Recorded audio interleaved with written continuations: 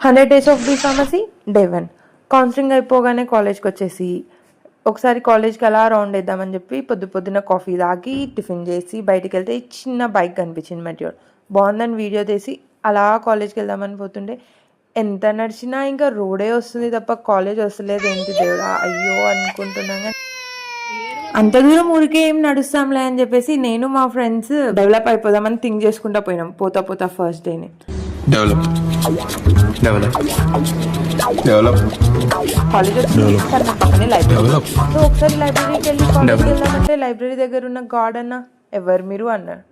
So ఈ college B pharmacy ఈ university ఏమది అంటే కార్డ్స్ తీసుకోండి అప్పుడే అలో చేస్తామన్న. సరే ఇంకా చేసేదేం లేదు కదా అని చెప్పేసి క్లాస్కి వెళ్తే క్లాస్లో ఇంకా ఎవరు రాలే, మేమే ఫస్ట్ పోయినాం.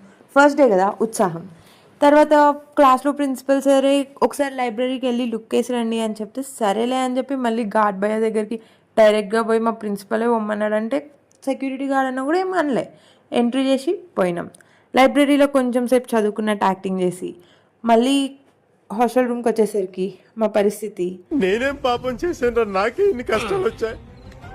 అంత ఎంత అంటే లిటరల్గా 10,000 స్టెప్స్ ఒకటే రోజులో నడవడం ఫస్ట్ డే మాకు ఇది.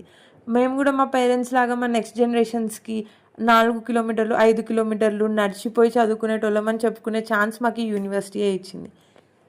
ఈ రోజుకి ఇంతే. See you tomorrow.